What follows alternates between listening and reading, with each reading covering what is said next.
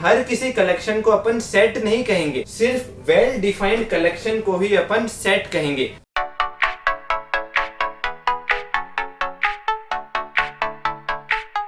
Hello students, welcome to this YouTube channel and इस particular video में हम start करने जा रहे हैं एनसीईआरटी क्लास 11th मैथमेटिक्स की बुक का चैप्टर नंबर 1 जिसका नाम है सेट्स। इस पर्टिकुलर वीडियो में हम इस चैप्टर का इंट्रोडक्शन पढ़ेंगे और साथ ही में हम देखेंगे इस वर्ड का, इस सेट जो चीज है, ये जो चैप्टर है मैथमेटिक्स में क्यों पढ़ रहे हैं और इसको हम रिप्रेजेंट कैसे करते हैं। तो ये दो टॉपिक हम इस वीडियो में पढ़ेंगे। तो सबसे पहले इंट्रोडक्शन से शुरू करते हैं। तो देखते हैं ये जो वर्ड है सेट, इसका मतलब क्या होता है। इसका सिंपल सा मतलब होता है कलेक्शन। अब कलेक्शन के लिए हम एग्जांपल देखते हैं, जैसे कि electronic item, for example mobile, TV, charger, earphone, computer. तो ये सारी जो चीजें है ना, mobile, TV, charger, earphone, computer, इन सब चीजों का जो कलेक्शन होगा ना, उसको अपन क्या कह सकते हैं, इलेक्ट्रॉनिक आइटम सेट। या तो उसको कलेक्शन कह दो या फिर सेट कह दो, एक ही बात है। इसी तरह से हम एक और एग्जांपल देखते हैं, कलेक्शन ऑफ, जैसे फर्नीचर। आपने एक शब्द सुना होगा फर्नीचर सेट। तो फर्नीचर में क्या क्या आइटम्स आ सकते हैं, जैसे कि चेयर या फिर टेबल या फिर सोफा। तो ये जो चीजें ना, ये सारी फर्नीचर की चीजें, उन सब का जो कलेक्शन होगा ना, उसको अपन कह सकते हैं फर्नीचर सेट। तो हमने अब देखा कि सेट का बेसिक मतलब क्या होता है, कलेक्शन। बट मैथमेटिक्स जो अपना सब्जेक्ट, अपना ये जो चैप्टर पढ़ रहे हैं, इसमें हम किसी भी तरह के कलेक्शन को सेट नहीं कहेंगे। तो फिर हम किस चीज को सेट कहेंगे, ये चीज समझने के लिए पहले हमको कुछ चीजें समझनी पड़ेगी। जैसे कि नंबर्स। मैथमेटिक्स में हम जानते हैं, अपने इस सब्जेक्ट मैथमेटिक्स की शुरुआत करी थी जब अपन ने काउंटिंग सीखी थी। तो हमने बहुत सारे नंबर्स देखे थे, जैसे कि 1 2 3 4 5 100 1000 लाख, करोड़, या फिर जितने भी आगे तक आप जाना चाहते हो। तो ये जितने भी नंबर्स होते हैं, फैमिली ऑफ नंबर्स जो होती है मैथमेटिक्स में, तो हम जल्दी से इस फैमिली ऑफ नंबर्स को रिवाइज करते हैं ताकि आगे हमें इस चैप्टर में किसी भी तरह का कोई कंफ्यूजन ना हो। इसमें हम पढ़ेंगे natural number, integer, rational number, real number, etcetera. तो अपने सबसे पहले देखते हैं नंबर लाइन। आपने नंबर लाइन देखी होगी, जैसे आपने ग्राफ में देखते हैं ना। तो जैसे मान लो ये एक्स एक्सिस है आपकी, तो एक्स एक्सिस की बात करते हैं तो इसमें एक पॉइंट होता है ना, ओरिजिन। तो जैसे मान लो ये 0 अपन ने मान लिया, तो ये 0 के राइट में फिर क्या होता है, 1 2 3 4 इस तरह से चलता रहता है अप टू इनफाइनाइट। और इधर -1 -2 -3 इस तरह से माइनस इनफाइनाइट तक। ठीक है। तो सबसे पहले अपन देखते हैं ये जो पूरी फैमिली ऑफ नंबर है ना, इसमें सबसे पहले देखते हैं नेचुरल नंबर क्या होता है। नेचुरल नंबर, इस नंबर लाइन से मैं आपको समझाता हूँ। नेचुरल नंबर स्टार्ट होता है 1 से। सो 1 से लेके, देखो नेचुरल नंबर 1 से स्टार्ट होता है और 1 के बाद 2 3, फिर इस तरह से 4 5 100 10,000 करोड़, लाख, जितने भी होता है इनफाइनाइट तक, ये सारे नंबर नेचुरल नंबर कहलाते हैं। बट देखिए जो 1 2 3 ये से यहाँ से लेके इनफाइनाइट तक जो नंबर है, ये सारे नेचुरल नंबर तो हो गए। बट इसके बीच में भी नंबर्स आ रहे हैं ना। 1 और 2 के बीच में क्या आ रहा है, 1.5, 2 और 3 के बीच में आ रहा है 2.7 या 2.3, या इधर 1.2 भी आ रहा है। तो इस तरह से आगे मान लो कहीं पे 400 आएगा, तो 400 और 401 इन दोनों के बीच में भी आएगा ना 402, 403। तो ये जो पॉइंट वाले नंबर है ना, डेसिमल वाले जो नंबर है, उनको नेचुरल नंबर नहीं कहते। नेचुरल नंबर इस तरह से पूरे पूरे होने चाहिए, 1 2 3 4 5 6 7 ऐसे 100, फिर 10,000, 499, 733, ये सारे नेचुरल नंबर्स है। ठीक है। अपने को बस ये याद रखना है, 1 से लेके शुरू होते हैं और आगे तक जितना भी जाना है वो जा सकते हैं, और पॉइंट वाले नंबर नेचुरल नंबर नहीं होते। ऐसी तरह से फ्रैक्शन वाले जो नंबर है, जैसे कि मैं कहूँ 9/3, अब इसका आंसर क्या होगा, 3 हो जाएगा। तो 3 जो है ना, वो एक नेचुरल नंबर है, और 9/3 है, ये भी एक नेचुरल नंबर हो जाएगा क्योंकि इसका आंसर 3 है। बट इसी तरह से अगर मैं 7/2 लिख दूं, तो इसका आंसर क्या हो जाएगा, 3.5। तो ये एक नेचुरल नंबर नहीं है। तो 7/2 जो है ना, वो भी एक नेचुरल नंबर नहीं है, बिकॉज इसका आंसर क्या है, 3.5, और 3.5 जो है वो नेचुरल नंबर नहीं है।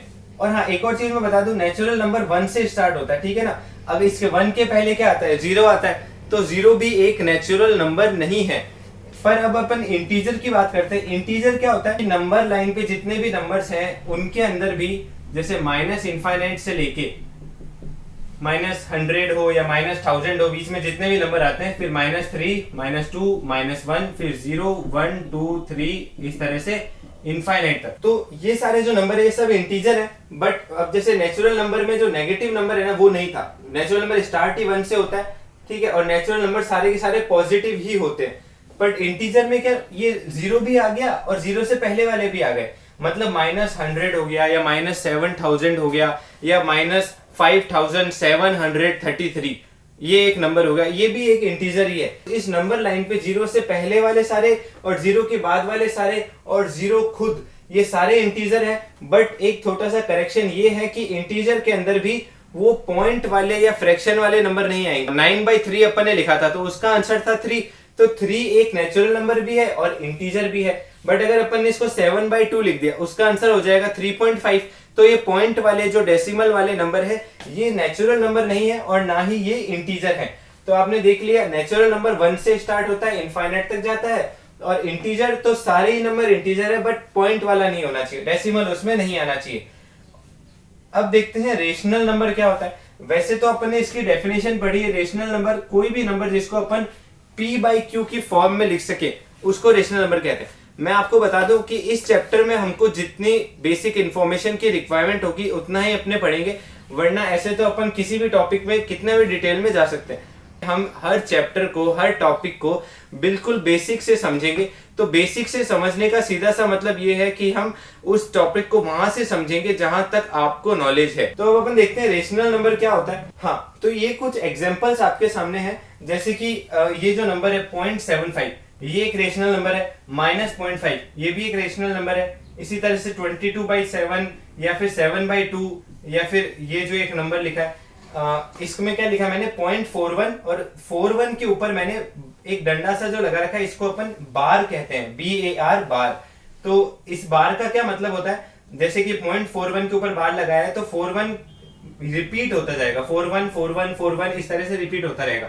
तो ये पांचों एग्जांपल रेशनल नंबर के हैं। क्यों? बिकॉज अपन 0.75 को क्या लिख सकते हैं, इसको अपन पॉइंट हटा देंगे और अपॉन 100 कर देंगे तो ये p/q की फॉर्म में आ जाएगा।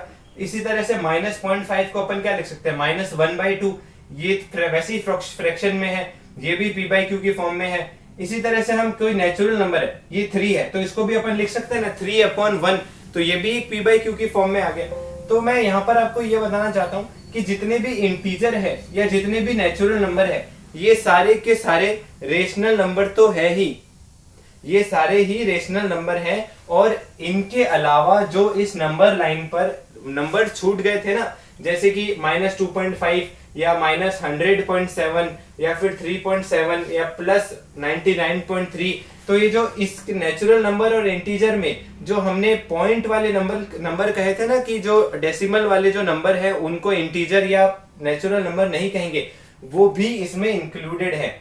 तो हमने देखा कि नेचुरल नंबर क्या होता है, रेशनल नंबर क्या होता है, इंटीजर क्या होता है। तो हमने रेशनल नंबर जब जाना तो हमने देखा कि यार जितने भी इंटीजर है या नेचुरल नंबर ये सारे रेशनल नंबर में आ रहे हैं, और जो बाकी इनमें जो नंबर रह गए थे ना, पॉइंट वाले डेसिमल वाले जो नंबर रह गए थे वो भी रेशनल नंबर की कैटेगरी में आते हैं। तो इसका मतलब क्या हम ऐसा कह सकते हैं कि जितने भी नंबर लाइन पे जितने भी नंबर है वो सारे रेशनल नंबर है? नहीं, अपने ऐसा नहीं कह सकते, बिकॉज कुछ नंबर इरेशनल नंबर भी हैं जो नंबर लाइन पे आते हैं। ठीक है, तो इरेशनल नंबर का सीधा सा एग्जांपल है अंडर रूट। जैसे किसी भी नंबर √2 लगा दो या √7, ये जितने भी रूट वाले नंबर्स है ना, या जिनकी पावर इस तरह से होती है, तो ये सारे नंबर इरेशनल नंबर है। बिकॉज इनका जो सॉल्यूशन होता है ना उसके अंदर जैसे √2 है, तो इस नंबर की अगर आप वैल्यू निकालोगे तो वो कुछ इस तरह से आएगी 1.4142135623, इस तरह से ये चलती जाएगी। ये वैल्यू कभी भी टर्मिनेट नहीं होती, कभी भी खत्म रुकती नहीं है कहीं पे। तो इस वजह से ये इरेशनल नंबर है। बिकॉज जितने भी रेशनल नंबर है ना वो कहीं ना कहीं टर्मिनेट जरूर होते हैं, या उनमें कोई ना कोई रिपीटेशन आता है, तो वो कॉमन रिपीटेशन आता है। जैसे अपन ने नंबर देखा था ना 1.41, उसके ऊपर बार लगा हुआ था, इसका मतलब क्या है 1.414141, तो इस तरह से ये रिपीट होता जा रहा है इसमें पैटर्न। बट इसमें ना ही कोई रिपीटेशन है और ये एंड भी कभी भी नहीं होता, तो इसलिए इसको अपन इरेशनल नंबर कहते हैं। तो हाँ, अब अपन कह सकते हैं कि जितने भी रेशनल नंबर हैं और जितने भी इरेशनल नंबर है इन सबको अगर आप मिला दोगे तो नंबर लाइन पर कोई भी नंबर नहीं बचेगा। इसका मैं रिवर्स आपको समझाऊं कि नंबर लाइन पे जितने भी नंबर हैं या तो वो रेशनल है या फिर इरेशनल है, बिकॉज इंटीजर, नेचुरल नंबर ये सारे तो रेशनल नंबर की कैटेगरी में आ गए। तो रेशनल नंबर जो भी नंबर रेशनल नंबर नहीं है वो इरेशनल नंबर हो गए। तो अब देखते हैं रियल नंबर क्या होता है। तो जितने भी नंबर एक नंबर लाइन पर दिखाए जा सकते हैं, जितने भी नंबर इस नंबर लाइन पे प्रेजेंट हैं आपके सामने, वो सारे के सारे नंबर रियल नंबर कहलाते हैं। तो नॉन रियल नंबर भी कुछ होते हैं, कुछ ऐसे नंबर भी होते हैं जिनको अपन कहते हैं इमेजिनरी नंबर, जो नंबर लाइन पर नहीं होते हैं, बट वो अपने आगे समझेंगे किसी और चैप्टर में। बट अभी के लिए इतना नॉलेज काफी है। तो अपन किस चीज की बात कर रहे थे? अपने बात कर रहे थे सेट के बारे में। जी हाँ, अपन पढ़ रहे हैं सेट। ये चैप्टर नंबर 1 है class 11th mathematics NCERT book का, और इस चैप्टर का हम इस पर्टिकुलर वीडियो में इंट्रोडक्शन पढ़ रहे हैं। तो इंट्रोडक्शन में हमने देखा था कि सेट का बेसिकली मतलब होता है कलेक्शन, जहां पर अपन ने बात करी कि कलेक्शन ऑफ इलेक्ट्रॉनिक आइटम्स, उसको अपन कह सकते हैं इलेक्ट्रॉनिक आइटम सेट, या फिर फर्नीचर की चीजों को कलेक्शन को अपन कहेंगे फर्नीचर सेट। बट मैथमेटिक्स जो अपना सब्जेक्ट है, जो अपना चैप्टर है, इस चैप्टर में हम किसी भी कलेक्शन को सेट नहीं कहेंगे। मैथमेटिक्स में हम इस चैप्टर में हम सेट का कहां पे यूज करते हैं, उसके लिए पहले अपन को ये जानना जरूरी था। अब अपन ये जान चुके हैं, तो अब देखते हैं कि मैथमेटिक्स में सेट क्या काम आता है। उससे पहले यहाँ पर कुछ एग्जांपल दिए हैं, जैसे ये कुछ एग्जांपल मैंने यहाँ पे लिखे हैं। अपन देखते हैं इसमें से कौन सा इंटीजर है, कौन सा रियल नंबर है, कौन सा रेशनल नंबर है, कौन सा इरेशनल नंबर है। ठीक है, तो देखिए 2, ये जो 2 है ना, ये एक नेचुरल नंबर भी है, इंटीजर भी है, और ये एक रियल नंबर भी हो गया। 72 भी ये तीनों कैटेगरी में आएगा, नेचुरल भी है, इंटीजर भी है और रेशनल नंबर भी है। इसी तरह से 9.3 ये जो नंबर है ना, ये नेचुरल नहीं है, ना ही ये इंटीजर है, बट हाँ ये एक रेशनल नंबर कह सकते हैं। ठीक है, और रियल नंबर तो ये सारे रियल नंबर ही है। ठीक है, और 33/7 ये इसको अपन सॉल्व करेंगे ना तो जरूर पॉइंट का आंसर आएगा, बिकॉज 33 जो है ना वो 7 से कंप्लीटली डिविजिबल नहीं है। तो ये एक नेचुरल नंबर नहीं है, इंटीजर भी नहीं है, तो ये क्या बचा? ये एक रेशनल नंबर है, और रियल नंबर तो ये सारे ही हैं। इसी तरह से -24 ये जो नंबर है ना, ये नेचुरल नंबर नहीं है, बिकॉज नेचुरल नंबर तो 1 से शुरू होते हैं और वो सारे पॉजिटिव नंबर होते हैं, और इंटीजर के अंदर ये आता है, तो ये एक इंटीजर है और रेशनल नंबर भी है ये, और रियल नंबर तो वैसे ही है। इसी तरह से -3.5 ये जो नंबर है, ये ना ही एक नेचुरल नंबर है और ना ही ये इंटीजर है, बट हाँ ये रेशनल नंबर कह सकते हैं इसको। ठीक है, और इसी तरह से ये जो नंबर है ये भी एक रेशनल नंबर है, बट ये जो है नेचुरल नंबर नहीं है और ना ही ये इंटीजर भी नहीं है। और 0 बचा, 0 जो है ना वो नेचुरल नंबर तो नहीं है, ये अपन ने देखा था, और इसको अपन, ये इंटीजर भी है और एक रियल नंबर भी है और रेशनल नंबर तो ये है ही। तो ये सारे अपन ने नंबर देखा कि किस किस कैटेगरी में आते हैं। तो अब हम फाइनली एक्चुअल में इस चैप्टर को शुरू करते हैं। ये जो अभी तक हमने देखा ये हमको जरूरी था ताकि हम इस चैप्टर में आगे कुछ भी समझने में दिक्कत ना हो। तो अब हम देखते हैं सेट, जो ये शब्द है सेट, इसकी मैथमेटिक्स हमारे चैप्टर के हिसाब से इसकी क्या डेफिनेशन है। सेट जो होता है ना उसकी डेफिनेशन है अ well defined collection of objects. इसको ऑब्जेक्ट भी कह सकते हैं, एलिमेंट्स भी कह सकते हैं, मेंबर्स भी कह सकते हैं। सो वेल डिफाइंड से मेरा क्या मतलब है? एक्चुअली यही एक शब्द है जो अपने को समझना है, ताकि अपने ये जान सके किसी भी कलेक्शन को हम सेट नहीं कह सकते। तो किस कलेक्शन को हम सेट कहेंगे? जो भी कलेक्शन वेल डिफाइंड होगा। जैसे कि अपने बात करें collection of Indian cricket team members, तो इनका जो कलेक्शन होगा ना ये तो हमेशा फिक्स होगा, तो ये एक डिफाइंड कलेक्शन है। जैसे कि अपने एक और बात करें कलेक्शन ऑफ इंडियन रिवर्स, तो ये भी एक वेल डिफाइंड कलेक्शन है। क्यों? क्योंकि ये जो इंडियन रिवर्स होगी ना, इसके कलेक्शन में अपने ऐसा कह सकते हैं जैसे कि एक रिवर है थेम्स एक रिवर है, जो ये जो रिवर है वो इस कलेक्शन में नहीं आएगी, इसीलिए इसी वजह से ये कलेक्शन वेल डिफाइंड है। ताकि अपने को कोई बोले ना, जैसे कि अब कोई अपने को बोले गंगा, तो ये जो रिवर है ये इसी कलेक्शन की है। तो अपने डायरेक्टली बता सकते हैं कि Thames is not the part of collection of Indian reverse but Ganga is the part of collection of India reverse. तो इसी तरह से अब जैसे अपने को कहे कोई कि टूरिस्ट स्पॉट, इंडिया में जितने भी टूरिस्ट स्पॉट्स है ना, जितने भी जगह हैं जहां पे टूरिस्ट जाते हैं, उन सब का कलेक्शन। तो अब इंडियन है ना टूरिस्ट स्पॉट्स इन इंडिया। तो अगर अपने को कोई कहे कि टावर ऑफ पीसा या फिर एफिल टावर, तो ये जो एफिल टावर है, तो अपने कोई एफिल टावर का नाम लेगा तो अपने डायरेक्टली बता सकते हैं कि Eiffel tower is not the part of tourist spots in India. पर अगर अपने को कोई कहे ताजमहल, तो अपने सीधा सा कह सकते हैं कि ताजमहल इस कलेक्शन का पार्ट है। क्यों? Because Taj Mahal is one of the tourist spots in India. तो ये भी एक वेल डिफाइंड कलेक्शन है। बट अगर मेरे को कोई कहे कि collection of best tourist spots in India, ये जो है ना collection of best tourist spots in India, ये एक सेट नहीं कहलाएगा। क्यों नहीं कहलाएगा? बिकॉज ये जो है ये कलेक्शन वेल डिफाइंड नहीं है। बिकॉज ये जो बेस्ट जो वर्ड आ गया ना, इस वजह से इस कलेक्शन की डेफिनेशन चेंज हो जाएगी। अब बेस्ट की वजह से क्यों चेंज होगी? क्योंकि मान लो मैंने 2 जनों को ये काम दिया कि आप जाके है ना लिस्ट निकाल के लाओ कि आपको पूरे इंडिया में बेस्ट टूरिस्ट स्पॉट कौन कौन से लगते हैं। तो एक बंदा जो नाम लेकर आया, ऐसा हो सकता है कि दूसरे बंदे को वो बेस्ट नहीं लगते हो, तो उसकी लिस्ट अलग होगी, उसकी लिस्ट अलग होगी। तो ये कलेक्शन जो है ना वो यूनिवर्सली, मतलब हर किसी के लिए कॉमन नहीं होगा। तो इस वजह से ये कलेक्शन वेल डिफाइंड नहीं कहलाएगा। So Indian cricket team members जो है ना, अभी करंटली जो मेंबर्स की टीम है, ये एक सेट है बिकॉज ये वेल डिफाइंड है। इसी तरह से इंडियन रिवर्स का जो कलेक्शन है वो भी वेल डिफाइंड। बट बेस्ट अगर वर्ड आ गया कहीं पे भी, best tourist spots in India हो गया या फिर best Indian cricket team member हो गए, अगर मैं बेस्ट की लिस्ट अगर किसी को बनाने भेजूं तो किसी के लिए वो लिस्ट अलग होगी, किसी और के लिए लिस्ट वो कुछ और होगी। ये जो लिस्ट होगी, ये जो कलेक्शन होगा, वो सबके लिए कॉमन नहीं होगा।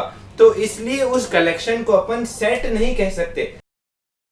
अगर किसी कलेक्शन में जो एलिमेंट्स हैं वो अलग अलग पर्सन के हिसाब से चेंज हो रहे हैं, इसका मतलब वो कलेक्शन सारे पर्सन के लिए कॉमन नहीं है। वो यूनिवर्सली कॉमन नहीं होने की वजह से वो कलेक्शन वेल डिफाइंड नहीं कहलाएगा और इसी वजह से उस कलेक्शन को सेट नहीं कहेंगे। तो अब अपन ने ये क्लियरली समझ चुके हैं कि हर किसी कलेक्शन को अपन सेट नहीं कहेंगे, सिर्फ वेल डिफाइंड कलेक्शन को ही अपन सेट कहेंगे। तो अपने को कोई कहे कि नेचुरल नंबर फ्रॉम 10 to 20, 10 से 20 के बीच में कितने नेचुरल नंबर हो सकते हैं, उसका कलेक्शन बताओ। तो उसमें क्या आ जाएगा? 11, 12, 13, 14, 15, 16, 17, 18, 19। ये फ्रॉम, इसमें फ्रॉम बोला है तो 10 भी आ जाएगा और इस तरह से। सो collection of natural number from 10 to 20 क्या क्या हो जाएगा? 10 से लेके 20 तक ये सारे। अब ये जो कलेक्शन है ना, तो ये कलेक्शन एक सेट कहलाएगा because it is well defined. अब अपने कह सकते हैं कि भाई 9 एक नेचुरल नंबर है बट वो इस कलेक्शन का पार्ट नहीं है। So this collection is a well defined, so इस वजह से इस कलेक्शन को अपन सेट कह सकते हैं। इसी तरह से collection of even natural number, इसके अंदर क्या हो जाएगा? 2 से स्टार्ट हो जाएगा बिकॉज पहला नेचुरल नंबर क्या है? 1, बट 1 एक इवन नंबर नहीं है। सो 2 से शुरू होगा, फिर 2 के बाद 4, 6, 8, 10, 12, 14, 1000, 1002, 3008। तो ये सारे के सारे इवन नंबर जो है वो नेचुरल नंबर है ना। तो 2 से लेके आगे तक जितना भी होगा, so it is also well defined collection, तो इसको भी अपन सेट कहेंगे। इसी तरह से नेगेटिव इंटीजर कौन से हो जाएंगे? माइनस इनफाइनाइट से लेके -3, -2 और -1 तक जितने भी नंबर है, उसके आगे 0 आता है, 1 आता है, वो सारे तो पॉजिटिव नंबर है। तो इस पॉइंट पे मैं आपको एक बात बताना चाहता हूँ कि जो 0 जो है ना, वो ना ही एक पॉजिटिव नंबर है ना ही वो नेगेटिव नंबर है। सो नेगेटिव इंटीजर की अगर बात करें तो वो सिर्फ -∞ से लेके -1 तक होंगे। तो इस तरह के कलेक्शन जो है वो मैथमेटिक्स में हम पढ़ते हैं तो उसको अपन सेट कह देते हैं। और जैसा कि अपन देख सकते हैं ये सारे ही वेल डिफाइंड कलेक्शन है तो भी ये सेट है। तो अपने इस चैप्टर में हम मैथमेटिक्स में इसी तरह की चीजें की बात करेंगे, सेट की जब भी हम बात करेंगे। तो स्टूडेंट्स, अभी तक हमने सेट का इंट्रोडक्शन देखा और अब हम सेट के बारे में देखेंगे और उसको किस तरह से रिप्रेजेंट करते हैं ये अपने जानेंगे। तो मैं आपको बता दूं कि अपने चैप्टर में मैथमेटिक्स में सेट को दो तरीके से रिप्रेजेंट कर सकते हैं। पहला फॉर्म जो होता है उसको बोलते हैं सेट बिल्डर फॉर्म, और दूसरा फॉर्म होता है उसका नाम होता है रोस्टर फॉर्म। इसको रोस्टर भी कह सकते हैं, या फिर इसका एक और नाम होता है टेब्यूलर फॉर्म। जैसे कि एग्जांपल के लिए अपने बात करें, collection of odd natural number less than 10। Natural number कहां से स्टार्ट होते हैं? 1 से। तो नेचुरल नंबर 1 से स्टार्ट होते हैं और उनमें से ऑड नंबर कौन से हो जाएंगे? 1, फिर उसके बाद में 3, फिर 5, 7, 9, फिर 11, फिर 13, इस तरह से चलता रहेगा। बट अपने को क्या बोला है? Collection of odd natural number less than 10। 10 से छोटा क्या है यहाँ पे? 9 तक। तो अपना कलेक्शन क्या हो गया? ये क्या बात कर रहा है? इसकी। यही तो है collection of odd natural number less than 10। तो अब इसको अपन मैथमेटिक्स में रिप्रेजेंट कैसे करते हैं? जैसे कि अपने इसको रोस्टर फॉर्म की पहले मैं बात करता हूँ। रोस्टर फॉर्म क्या होता है? इस फॉर्म को पढ़ने से पहले मैं आपको बता दूं that set is denoted by capital letter. Capital letter जैसे ये भाई ABCD है ना, ये तो आपको पता ही है। तो इससे अपने इसको डिनोट करते हैं। और उस सेट के अंदर जो एलिमेंट्स आते हैं ना, जैसे कि ये जो है ना 1 3 5 7 9, ये इस कलेक्शन के एलिमेंट है। अपन ने जो डेफिनेशन पढ़ी थी ना, that set is a well defined collection of object. तो ये जो ऑब्जेक्ट्स है ना, ये इन्हीं का तो कलेक्शन है। तो ये वो ऑब्जेक्ट्स हैं, या फिर इनको एलिमेंट कह सकते हैं, या फिर इसको मेंबर भी कह सकते हैं। ये 3 नाम मैंने आपको बताए थे। सो सेट जो है ना, उसको तो डिनोट करते हैं कैपिटल लेटर से, और उसके जो ऑब्जेक्ट होते हैं, उसके जो एलिमेंट होते हैं, या उसके जो मेंबर होते हैं, उसको डिनोट करते हैं and elements are denoted by small letter. ये अपन ने चीज देख ली। इससे हिसाब से मैं आपको बता दूं, जैसे ये जो कलेक्शन है इसको सेट के फॉर्म में कैसे लिखेंगे? इसको अपन ऐसे लिख सकते हैं, A इज इक्वल टू, अब अपन मैं करली ब्रैकेट यूज करूंगा, इसको करली ब्रैकेट कहते हैं। जैसे कि ये स्क्वायर ब्रैकेट होता है, ये वाला राउंड ब्रैकेट होता है, और ये होता है करली ब्रैकेट। तो ऐसे अपन ब्रैकेट बनाते हैं और अपन इसमें क्या लिख देंगे? 1 3 5 7 9, और इसको लास्ट में क्लोज कर देंगे। इसके जो एलिमेंट है ना, उसको अपन सेपरेट करते हैं कॉमा लगाकर, और इस तरह से एलिमेंट को बंद कर देंगे। तो ये जो है ना, ये एक प्रॉपर तरीका है सेट को रिप्रेजेंट करने का। और कौन सा तरीका है ये? रोस्टर फॉर्म या फिर टेब्यूलर फॉर्म। जैसे देखो, मैंने एक टेबल में अपन उतारते हैं ना चीजें, उस तरह से मैंने यहाँ पे लिख दी। एक इसको इस तरह से मैंने सेट बना, तो ये एक प्रॉपर फॉर्म है। कोई भी सेट को रिप्रेजेंट करते हैं कैपिटल लेटर से, और उसके एलिमेंट अपन इस तरह से बीच में डाल देते हैं, कॉमा लगा देते हैं उनके बीच में, और उस तरह से कर्ली ब्रैकेट से बंद कर देते हैं। सो और इसके जो एलिमेंट है उसको स्मॉल लेटर से दिखाते हैं। ऐसा इसलिए कि मतलब जैसे एक जनरली एक सेट की बात करें तो अपन कह सकते हैं A is equal to ABCD, इस तरह से अपने बात कर सकते हैं। ठीक है, तो ये भी एक सेट है।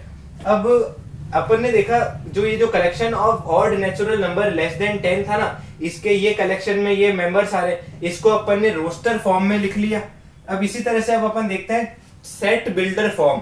इसके नाम से ही पता पड़ रहा है सेट बिल्डर फॉर्म।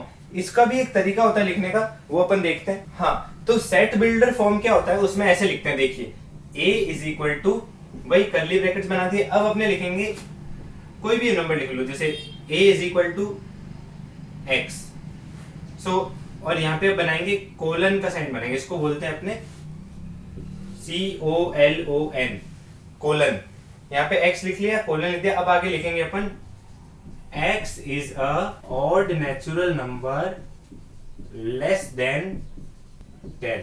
बस यही है, इसी को अपन कहते हैं सेट बिल्डर फॉर्म। इसमें कुछ नहीं करना होता, अपने को क्या करना है, यहाँ पे सेट का कैसे डिनोट करते हैं? कैपिटल लेटर से, तो A equal to curly bracket, फिर अपन ने ये एलिमेंट को अपन ने डिनोट किया है कि ये भाई एलिमेंट है इसमें X नाम का। इस कोलन का मतलब होता है सच डेट। और ये जो कोलन के बाद में ये जो लिखा है ना, ये सेंटेंस, ये डेफिनेशन है। इस पूरे को अपन रीड कैसे करेंगे? इसका मतलब होता है, इस कर्ली ब्रैकेट को अपन पढ़ेंगे जैसे कि द सेट ऑफ ऑल, इसको अपन रीड ऐसे करेंगे, जैसे जो कर्ली ब्रैकेट है ना, इसको अपन ऐसे लिख देंगे द सेट ऑफ ऑल, फिर उसके बाद में क्या है एक्स, फिर x such that, so the set of all x such that, उसके बाद में देखो ये कोलन का मतलब सच डेट हो गया और फिर आगे यही आ जाएगा। तो ये तो इसको क्या पढ़ने का तरीका है, the set of all x such that x is a odd natural number less than 10। तो इससे क्या हो गया, इसको रिप्रेजेंट तो इस तरीके से करते हैं और इसको इस तरह से पढ़ते हैं। तो इसका क्या, ये कौन सा सेट था, ये कौन सा रिप्रेजेंट का तरीका है, that is set builder form. इसका मतलब क्या है कि ये जो डेफिनेशन अभी अपन ने लिखी है ना, इसको पढ़ने का जो तरीका है, उससे अपन डायरेक्टली ये वाला ग्रुप बना सकते हैं, ये वाला कलेक्शन बना सकते हैं, या फिर इससे अपन ये वाला कलेक्शन लिख सकते हैं। जैसे कि देखो the set of all x, जितने भी एक्स है, such that x is an odd natural number less than 10, मतलब एक्स की वो सारी वैल्यू आप लिख दो, बस वो x जो है ना वो ऑड नेचुरल नंबर होना चाहिए और 10 से छोटा होना चाहिए। तो उसमें क्या क्या हो जाएगा, x की वैल्यू 1 हो जाएगी, 3 हो जाएगी, 5 हो जाएगी, 7 हो जाएगी, 9 हो जाएगी। तो ये 5 वैल्यू आ गए, इसी को अपन फिर उठा के ये लिख दिया। सो ये सब तो मैंने बताने के लिए लिखा है बेसिकली। अब अपन ने देखा कि ये जो है ना, ये वाला फॉर्म है रोस्टर फॉर्म, या फिर इसको अपन टेबुलर फॉर्म कह सकते हैं, और दूसरा ये है सेट बिल्डर फॉर्म। तो यही दो तरीके होते हैं किसी भी सेट को लिखने के। मैथमेटिक्स जो अपन चैप्टर पढ़ेंगे उसमें अपन इन्हीं दो तरीके से सेट को रिप्रेजेंट करेंगे कहीं पे भी हो, ठीक है। अब मैं आपको इसमें कुछ और छोटी मोटी चीजें बताता हूँ, जो है जरूर छोटी मोटी बट उनका इंपॉर्टेंस काफी है, वो काफी इंपॉर्टेंट है अपने आगे। जैसे कि एक सिंबल होता है, इस तरह से बनाते हैं, इस तरह से सी बना के और बीच में से ऐसे बना दो, ये ई नहीं है, ठीक है ना, ई तो ऐसे होता है, ये ई नहीं है, ठीक है। इस सिंबल का नाम होता है EPSILON, एप्सिलॉन। इस सिंबल का नाम होता है एप्सिलॉन, बट अपने को नाम याद नहीं करना है, अपने को ये बस इसलिए लिखा है बिकॉज इस सिंबल से अपन क्या करते हैं, इसका मतलब होता है इस सिंबल का बिलोंग्स टू, इस सिंबल का मतलब होता है बिलोंग्स टू। जैसे कि वो कोलन का मतलब अपन ने पढ़ा था ना सच डेट, ऐसे ही इस सिंबल का मतलब होता है बिलोंग्स टू। तो इसमें अपन कहां पे यूज करते हैं, जैसे कि आप कोई भी नेचुरल नंबर आप बोलो, जैसे कि आपने बोला 4, तो जो 4 है ना वो इस वाले कलेक्शन का पार्ट नहीं है, तो अपन क्या लिखेंगे, 4 डज नॉट बिलोंग्स टू ए। और इसी तरह से अपने इसको एक और क्या काम में ले सकते हैं, दैट इज 5 बिलोंग्स टू ए। तो ये जो एलिमेंट है ना 5, अब इस सिंबल से अपन एलिमेंट की बात करते हैं, जैसे कि जो 5 है या 3, 1, 7, 9, ये सारे के सारे belongs to A. 5 belongs to A, ये सही है। जो 4 है ना वो इस कलेक्शन का पार्ट नहीं है, मतलब वो ए जो सेट है ना इसका पार्ट नहीं है, इसलिए अपन ने लिखा 4 डज नॉट बिलोंग्स टू ए। इसके ऊपर ऐसे क्रॉस लगा देते हैं ना एक ऐसे इस तरह से, तो इसका मतलब हो जाता है does not belong to. Belongs to मतलब इससे बिलोंग करता है, मतलब इस सेट का पार्ट है ये। 5 जो है इज बिलोंग्स टू ए, इसका मतलब 5 जो है वो इस कलेक्शन का पार्ट है। तो ये जो सिंबल है ना एप्सिलॉन, ये हम बिलोंग्स टू की जगह एक शॉर्ट सिंबल की तरह यूज करते हैं। और मैं आपको बता दूं, ये एक्स्ट्रा नॉलेज के लिए मैं आपको बता दूं कि ये जो है ना एप्सिलॉन, ये एक ग्रीक सिंबल है, ग्रीक सिंबल कहते हैं इनको। मैथमेटिक्स में इस तरह से काफी ग्रीक सिंबल्स यूज करे जाते हैं, जैसे कि आपने देखा होगा अल्फा, बीटा, गामा, या आप एंगल्स में यूज करते हैं ना चीटा, ये सारे ग्रीक सिंबल्स है, उन्हीं में से एक है एप्सिलॉन। तो स्टूडेंट्स अभी तक अपन ने देखा कि सेट क्या होता है, उसका इंट्रोडक्शन देखा और उसको किस तरह से रिप्रेजेंट करते हैं। ये दो फॉर्म्स होते हैं उसको रिप्रेजेंट करने की। और अब अपने सेट जो होता है ना मैथमेटिक्स में, हम अपने इस चैप्टर में जो सेट को जिस तरह से यूज करेंगे तो उससे रिलेटेड कुछ और चीजें समझते हैं। तो उस चीज को समझने के लिए भी हम शुरुआत बिल्कुल एक एग्जाम्पल से ही करेंगे। जैसे कि हम एक एग्जाम्पल कंसिडर करते हैं, एक सेट है ए, जैसे कि मैंने बताया इसको कैपिटल लेटर से रिप्रेजेंट करते हैं। और एक सेट है मैंने लिखा जो जैसे x, फिर मैंने यहाँ पे कॉलन लगा दिया और मैं इसके आगे लिख रहा हूँ that x is a vowel in English alphabet। तो ये कौन सा फॉर्म है, अभी अपन ने देखा था ना, ये है सेट बिल्डर फॉर्म। तो इसको सेट बिल्डर फॉर्म क्यों बोलते हैं, बिकॉज जैसे कि अपने इसको पढ़ते हैं ना, देखो the set of all x, मतलब जितने भी x हैं, सच डेट, इस कॉलम को क्या पढ़ते हैं, सच डेट तो क्या पढ़ेंगे इसको, the set of all x such that x is a vowel in English alphabet. जितने भी ऐसे एक्स है वो सारे आप लिख डालो। तो अपने को क्या पता है, इस जो डेफिनेशन है, ये जो सेट का फॉर्म है ना, इस तरह वाले फॉर्म से हम एक सेट बिल्ड कर सकते हैं। हम जान सकते हैं कि उस कलेक्शन में, उस वेल डिफाइंड कलेक्शन में, यानी कि सेट में किस कौन कौन से एलिमेंट्स आएंगे। इसीलिए इसको सेट बिल्डर फॉर्म बोलते हैं, बिकॉज ये एक सेट बिल्ड करता है। तो इसके हिसाब से एक इंग्लिश अल्फाबेट में कितने कौन कौन से वॉवल होते हैं, ए, ई, आई, ओ और यू। तो ये 5 होते हैं। तो अपन ये कह सकते हैं ए कौन सा सेट होगा, बस ये हो गए। ये इस वाली डेफिनेशन को यूज करके, जैसे कि ये जो ए सेट है ये सेट बिल्डर फॉर्म में दिया था, और इसको अपन ने यूज करके एक रोस्टर फॉर्म वाला सेट बना दिया। तो ये तो है सेट बिल्डर फॉर्म, और ये वाला है रोस्टर फॉर्म, या फिर इसका एक और नाम था ना टेब्यूलर फॉर्म, बिकॉज इसके अंदर हम जैसे टेबल में एलिमेंट्स उतारते हैं उस तरह से अपन ने एलिमेंट्स उतार दिए। The set of all x such that x is a vowel in English alphabet. ये सारे के सारे वही एक्स है, एक्स इज इक्वल टू ए हो गया, एक्स इज इक्वल टू ई हो गया, एक्स इज इक्वल टू आई हो गया। तो इस तरह से जितने भी एक्स है, the set of all x such that x is a vowel in English alphabet. अब जैसे ये वेल डिफाइंड कलेक्शन कैसे है, जैसे कि मान लो मेरे को कोई कहे लेटर सी, तो अब जो सी है ना, वो C letter does not belongs to A. या फिर अब अपन कोई अपने को बोले ओ, तो ओ बिलोंग्स टू ए। तो क्यों, बिकॉज ओ जो एलिमेंट है ना वो ए वाले सेट के अंदर आ रहा है, और जो सी एलिमेंट है वो इस कलेक्शन में नहीं आ रहा है, इसलिए अपन ये बिलोंग्स टू और डज नॉट बिलोंग्स टू वाला सिंबल यूज करते हैं। तो अब मैं आपको सेट से जुड़ी हुई कुछ 2-4 चीजें और बताऊंगा, जिससे हम सेट को और डिटेल में समझ पाएंगे। जैसे कि इसमें पहली चीज ये है कि order of elements listed is इमैटेरियल। इस बात का सिंपल सा मतलब है, ये इंपॉर्टेंट पॉइंट्स है, आप यहाँ पे नोट लिखकर काम में ले सकते हैं। सो नोट पहला अपना ये है कि order of element listed is इमैटेरियल। किसी भी सेट के अंदर ये जो एलिमेंट्स अपन ने नोट किए ना, मैं इसी को जैसे ऐसे भी लिख सकता हूँ, यू, ई, ए, ओ, आई, इस तरह से भी लिख सकता हूँ। मतलब ऑर्डर कोई मैटर नहीं करता है। Order of element listed is इमैटेरियल, मतलब वो मैटर नहीं करता कि किसी भी तरह से किसी भी ऑर्डर में लिखा हो, कोई भी एलिमेंट पहले या बाद में लिखा हो, ये दोनों एक ही सेट माना जाएगा। ठीक है ना, इन दोनों का मतलब एक ही है। दूसरी बात ये है, एक एग्जाम्पल है, ये मतलब स्पेशल केस भी कह सकते हैं, कि किसी भी सेट में डॉट्स अपन बनाते हैं। Dots tell us that list of element continue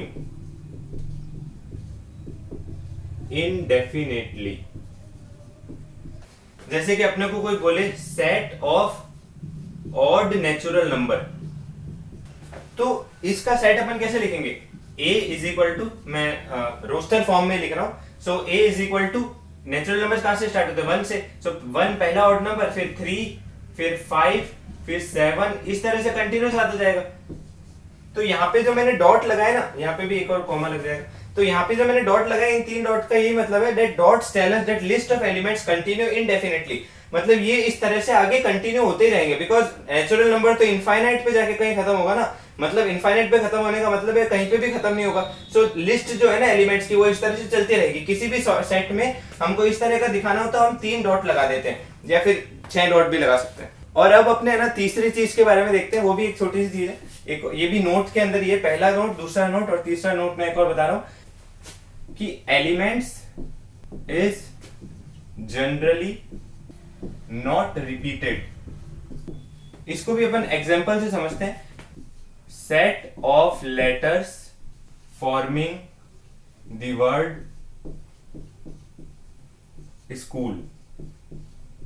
तो कौन कौन से लेटर इस वर्ड को बना रहे हैं, तो उसका सेट क्या हो जाएगा, set A is equal to, मतलब यहाँ पे कोई भी कैपिटल लेटर लिख सकते हैं, बी भी लिख सकते हैं, सी भी लिख सकते हैं, बी लिख देते हैं। बी इज इक्वल टू कौन कौन सा बना रहे हैं, एक तो एस, सी, एच, ओ और एल, ये 5 बता रहे हैं। तो जनरली वैसे है ना, इस तरह से लेटर्स रिपीट नहीं करते हैं, तो इसी सेम को अपन ऐसे भी लिख सकते हैं, एस, सी, एच, ओ, एल।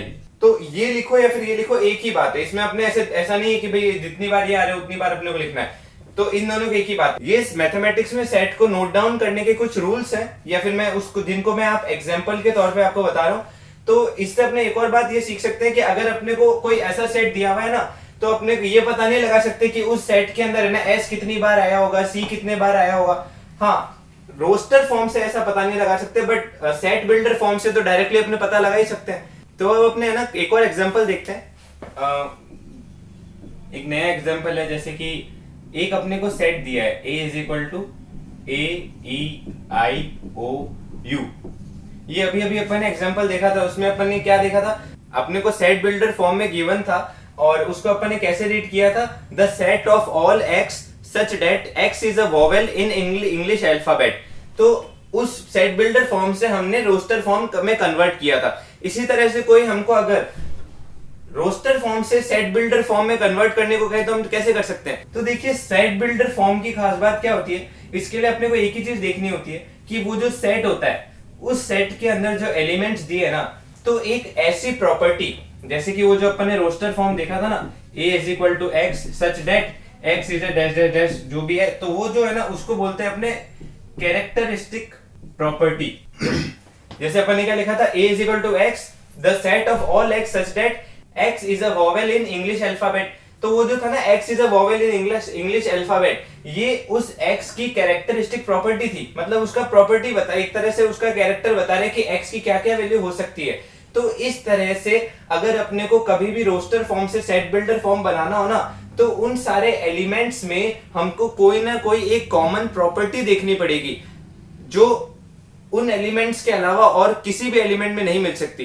तो एक एग्जांपल के लिए मैं आपको बता रहा हूं, तो इसमें अपन एक क्या कॉमन प्रॉपर्टी देख सकते हैं कि ये जो AEIOU है ना, ये दिखने में क्या लग रहा है अपने को, ये इंग्लिश अल्फाबेट में वोवेल्स है। तो इसको ऑब्जर्व करके अपने ऐसे लिख सकते हैं, A is equal to the set of all x such that x is a vowel in English alphabet। तो अपन ने इस रोस्टर फॉर्म से सेट बिल्डर फॉर्म में लिख दिया, और उसके लिए अपन ने क्या करा कि इन एलिमेंट्स में एक ऐसी कॉमन प्रॉपर्टी देखी जो किसी भी और एलिमेंट में नहीं मिल सकती। पर अगर मान लो, जैसे एक और एग्जांपल देखते हैं, इसी जगह में को a इज इक्वल टू क्या दिया होता है, A, E, O और U। तो इसके अंदर अपन क्या देख सकते हैं, इसके अंदर यार I तो नहीं है, तो अपन इसमें ये डेफिनेशन नहीं लिख सकते। बट फिर भी अपन क्या कर सकते हैं, अगर अपने को कोई कही दे कि सेट बिल्डर फॉर्म में लिखना है, तो उसमें अपन ऐसे लिखते हैं, the set of all x such that x is a vowel in English alphabet except I। तो ये इसकी अपन डेफिनेशन लिख सकते हैं। इस रोस्टर फॉर्म को अपन इस तरह से सेट बिल्ड कर सकते हैं ना, x is a vowel in English alphabet, upon AEIOU लिख देंगे, बट इसमें क्या लिखा है, एक्सेप्ट I, तो I नहीं लिखेंगे। तो ये भी एक दूसरे का कन्वर्जन हो गया, या ये दिया होगा तो अपन ये लिख सकते हैं, ये दिया होगा तो अपन ये लिख सकते हैं। तो इस तरह से अपने को अगर सेट बिल्डर फॉर्म से रोस्टर फॉर्म में कन्वर्ट करना हो, या रोस्टर से सेट बिल्डर फॉर्म में कन्वर्ट करना हो, तो इस तरह से अपने कुछ ऑब्जर्व करेंगे। तो जब भी हम रोस्टर फॉर्म से सेट बिल्डर फॉर्म में कन्वर्ट करना चाहेंगे, तो ये चीज हमें हेल्प कर सकती है, that is in set builder form each element of set possess a single common property. मतलब ये जो सेट रोस्टर फॉर्म है ना, इसमें अपने को अगर सेट बिल्डर फॉर्म बनाना है, तो सेट बिल्डर फॉर्म में अपने को ये ध्यान रखना है that each element of the set possess a single common property. एक कॉमन प्रॉपर्टी होनी चाहिए, यही अपने को ऑब्जर्व करनी है इस गिवन सेट में। और वो जो कॉमन प्रॉपर्टी है ना, that is not possessed by any element outside the set. इस सेट के अंदर जो एलिमेंट दिए है ना, इसके बाहर वाले किसी भी एलिमेंट में ये प्रॉपर्टी नहीं होनी चाहिए। मान लो जैसे कि यहां से अगर मैं ई हटा दूं और मैं उसके बाद में भी सेट बिल्डर फॉर्म में ये लिख दूं ऐसे, that x is a vowel in English alphabet, but इस समय मैं को ये चीज ध्यान रखनी है कि ये जो प्रॉपर्टी है ना, ये प्रॉपर्टी एक और एलिमेंट है जिसका नाम है ई, ये भी इसी प्रॉपर्टी के हिसाब से इसमें आना चाहिए, बट ये तो आउटसाइड द सेट है। सो उसमें क्या होगा, अपन ने क्या कहा कि वो जो प्रॉपर्टी है ना, that is not possessed by any element outside set, पर ये तो है ई इसको फॉलो कर रहा है, तो ये डेफिनेशन सही नहीं होगी। तो अपने ये भी क्रॉस चेक करने के लिए कर सकते हैं, जैसे कि जब भी हमको रोस्टर फॉर्म से सेट बिल्डर फॉर्म में कन्वर्ट करना होगा, तो हम वापस वेरीफाई कर सकते हैं कि इस फॉर्म को यूज करके हम वापस ऐसा सेट बना सकते हैं या नहीं। अगर अपन इस प्रॉपर्टी को यूज करें तो सेट क्या बनेगा, AEIOU, पर इसमें क्या है, सिर्फ A, I, O और U, E तो है ही नहीं इसमें। तो अपन को इस डेफिनेशन में क्या लिखना पड़ेगा, एक्सेप्ट E। तो अपन यहाँ पे E लिख दिया, तो अब अपन इस डेफिनेशन को पढ़ेंगे ना, तो उसमें अपन ई नहीं लिखेंगे तो ये सेट बन जाएगा। तो अब ये वाला जो रोस्टर, ये वाला जो सेट बिल्डर फॉर्म है ये एकदम सही है। तो इस डेफिनेशन से भी अपने को थोड़ी हेल्प मिल सकती है। और बाकी तो जैसे जैसे हम आगे बढ़ेंगे एग्जांपल्स ट्राई करते रहेंगे और प्रैक्टिस करते रहेंगे, और इस तरह से हम और इसमें एक्सपर्ट बन सकेंगे। तो अब यहाँ पे मैंने 2 एग्जांपल और लिखे हैं, ये दोनों ही सेट बिल्डर फॉर्म में है जैसा कि आप देख सकते हैं। अब अपन इनका सॉल्यूशन देखते हैं और उसमें कुछ चीजें ऑब्जर्व करेंगे।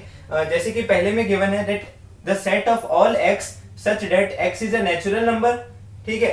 और एक और चीज दे रखी है एक्स के बारे में, दैट एक्स जो है ना वो 10 से छोटा है और 3 से बड़ा है। तो 3 से लेके 10 के बीच में कौन कौन से नेचुरल नंबर हो गए? 3, 4, 5, 6, 7, 8, 9 और 10। बट अपने को यहाँ पे एक छोटी सी चीज ऑब्जर्व करनी है। जैसे कि आप एक और सेट देखिए, सेट बी, इसमें क्या है? x, the set of all x such that x is a natural number, ये दोनों तो सेम है। और यहाँ पे क्या दिया हुआ है? 3 से बड़ा है x और 10 से छोटा है। इसका मतलब क्या है? और इन दोनों में डिफरेंस क्या है? देखो यहाँ पे लेस देन का साइन है, यहाँ पर भी लेस देन का साइन है, बट यहाँ पे लेस देन के साथ में इक्वल टू का साइन भी लगा हुआ है दोनों तरफ। इसका मतलब क्या है कि इस वाले जो सेट होगा ना, इसमें एलिमेंट कौन कौन से आएंगे? या पहले सेट बी की बात करते हैं तो इसमें ये सारे के सारे एलिमेंट आ जाएंगे। b इज इक्वल टू 3, 4, 5, 6, 7, 8, 9 और 10। एक्चुअली इसका मतलब क्या था? ये जो x है ना वो 3 से बड़ा भी है और 3 के इक्वल भी है। तो ये स्टार्ट कहां से हो रहा है? 3 के इक्वल, मतलब x इज इक्वल टू 3, फिर x इक्वल टू 4, 5, 6, 7, 8, 9, और ये 10 से छोटा तो है ही बट 10 के इक्वल भी है, तो x इज इक्वल टू 10 भी इसमें आ गया। तो इससे अपन ने क्या देखा? जहां पे भी ऐसे इक्वल टू का साइन लगा ना, तो उसके साइड वाली चीज है ना वो भी इसमें इंक्लूड हो गई। इसी तरह से सेट ए के अंदर यहाँ पर इक्वल टू का साइन नहीं लगा है, इसमें ये कहा है कि ये x3 जो है ना, x जो है वो 3 के बड़ा ही है और 10 से छोटा ही है, ये 3 और 10 के इक्वल नहीं दिया हुआ। सो जो सेट ए होगा ना वो क्या हो जाएगा? 4, 5, 6, 7, 8 और 9, इसमें 3 और 10 इंक्लूड नहीं होंगे। तो यहाँ पे एक चीज ऑब्जर्व ये करनी है कि ये इस तरह से जो दिया होगा ना, अब मान लो जैसे ना, अगर मैं इसमें से यहाँ पे इक्वल टू हटा दूं तो इसमें क्या होगा? x से छोटा हो जाएगा बट 3 के इक्वल तो है, तो यहाँ पे 3 तो आएगा b के अंदर, फिर क्या आएगा? 3, 4, 5, 6, 7, 8, 9 और यहाँ से 10 हट जाएगा। तो इसमें कितने एलिमेंट हो जाएंगे टोटल? 1, 2, 3, 4, 5, 7 एलिमेंट हो जाएंगे इसमें। और इसी तरह से अगर मैं इसके अंदर यहाँ पे इक्वल टू का साइन लगा दूं तो यहाँ पे क्या हो जाएगा? यहाँ पे 3 से छोटा, लेकिन यहाँ पे 3 और इंक्लूड हो जाएगा। तो इसमें क्या हो जाएगा? 3 इंक्लूड होगा बट 10 से इक्वल तो है नहीं यहाँ पे, तो यहाँ पे क्या हो जाएगा? 3, 4, 5, 6, 7, 8 और 9 तक, ठीक है। तो ये डिफरेंस था। तो ये एक आखिरी एग्जांपल था जो हमने देखा, और अभी तक हम सेट के बारे में जो भी चीजें समझ सकते थे उसके इंट्रोडक्शन में या उसको किस तरह से रिप्रेजेंट करते हैं वो हमने देखा। अब हम आगे अगली वीडियो में इससे रिलेटेड कुछ एग्जांपल देखेंगे और उसमें ये सारी चीजें जो हमने सीखी उसको वहां पे अप्लाई करेंगे, और उसके अलावा अगर कोई हमें नई चीज उसमें देखने को मिलेगी तो वो भी हम जरूर नोट करेंगे। तो हम आगे आने वाली वीडियो में सेट के बारे में ही और आगे अच्छे से डिटेल में समझेंगे। हमने इस वीडियो के अंदर इंट्रोडक्शन और रिप्रेजेंटेशन तो देख लिया, अब हम आगे देखेंगे कि कितने टाइप के सेट होते हैं और सेट थ्योरी हमें किस तरह से हेल्प कर सकती है। जैसे मैं आप कहो तो एक छोटा सा एग्जांपल बता दूं, तो जैसे ये एग्जांपल है कि जैसे मान लो 8 जने हैं, A B C D E F G H, ये 8 लोग हैं और इनमें से कोई एक टेस्ट किया गया, मतलब इनसे पूछा गया कि भाई आप लोगों में से एप्पल जूस किस किस को पसंद है। तो B E G H इन 4 जनों ने कहा हमें एप्पल जूस पसंद है। और इसी तरह से ऑरेंज जूस का पूछा तो इन्होंने कहा कि इनमें से C D E और H इन 4 लोगों ने कहा कि हमें ऑरेंज जूस पसंद है। तो इस तरह से हमने दोनों चीजें देखी। अब अपने इसमें एक कॉमन चीज देखते हैं कि भाई E और H, इन दोनों में आप देख सकते हैं E और H है ना, वो दो ऐसे जने हैं जिनको दोनों जूस पसंद है। सो बोथ जूस, अगर अपने बात करें दोनों के दोनों जूस किसको पसंद है? E और H को। तो अगर अपने देखना चाहे कि ऐसा कौन सा जना है जिसको दोनों ही नहीं पसंद है, कोई भी जूस जिसको पसंद नहीं है उनमें से कौन बच गया? देखो A है एक, तो शायद A कहीं पे भी नहीं है, A B C D E F, A और F। तो A और F ये दो जने हैं जिनको दोनों ही जूस नहीं पसंद। बट आपको पता है ये तो हमने देख लिया इसमें ऑब्जर्व करके कि किस तरह से कौन से ऐसे जने थे जिनको दोनों जूस पसंद है, या कितने ऐसे जने थे। जैसे क्या है कि मान लो एक 8 जनों का ग्रुप है, ये 8 जनों ग्रुप है, इसमें से 4 को एप्पल जूस पसंद है, 4 को ऑरेंज जूस पसंद है। इसमें आपने एक चीज ऑब्जर्व करी, अगर अपने को कोई सीधा सीधा कह देता ना कि भाई 8 जनों के ग्रुप में से 4 को एप्पल जूस पसंद है और 4 को ऑरेंज जूस पसंद है, तो अपन को एक चीज ये भी ध्यान रखनी चाहिए कि भाई उन 4 जनों के अंदर जरूरी नहीं है कि 4 को एप्पल पसंद है 4 को ऑरेंज पसंद है, इनमें से कुछ ऐसे जने भी हो सकते हैं जो इसमें भी काउंट है और इसमें भी काउंट है। जैसे कि हमने देखा ना ई और एच इसमें भी और ई और एच इसमें भी है, टोटल जने तो 6 ही हुए, 1 2 3 4, और ये इसको वापस नहीं गिनेंगे तो 1 2 3 4 5 और 6 जने 6 ही हुए, बट यहाँ पे 8 लोग हो गए। तो हम इस तरह से कंफ्यूज नहीं होना है। ऐसा क्यों हुआ? बिकॉज कुछ ऐसे लोग भी थे जिनको दोनों जूस पसंद है और कुछ ऐसे भी थे जिनको दोनों ही नहीं पसंद। तो अगर हमको इसी जगह पर हमको कोई कहे कि 100 लोगों का ग्रुप है, उसमें से 20 को एप्पल जूस पसंद है, 40 को ऑरेंज जूस पसंद है, तो इन दोनों के अंदर भी कुछ ऐसे लोग होंगे जो दोनों ही कैटेगरी में होंगे जिनको दोनों जूस पसंद है। मान लो एक्स जनों को दोनों जूस पसंद है, तो ऐसे कौन से लोग होंगे जिनको दोनों जूस पसंद नहीं है? तो हम ये 100 लोगों के लिए भी ये काउंट कर सकते हैं अगर हम सेट थ्योरी को यूज में ले।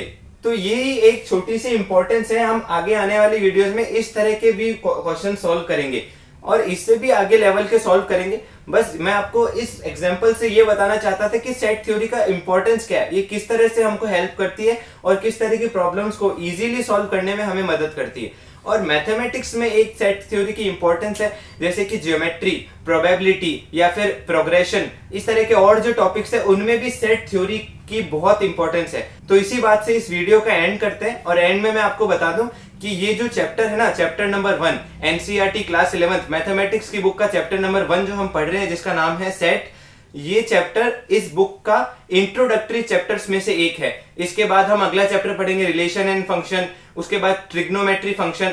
तो ये इंट्रोडक्टरी चैप्टर्स हैं जो हमें आगे वाले आने वाले चैप्टर्स में भी मदद करेंगे। आपको सजेस्ट करूंगा आप इस वीडियो को अच्छे से देख के अपने प्रॉपर नोट्स बनाइए, बिकॉज नोट्स की बहुत ही इंपॉर्टेंस रहती है ताकि आप उसको देखकर बार बार रिवाइज कर सके। तो ठीक है स्टूडेंट्स, अगले वीडियो में मिलते हैं, बाय।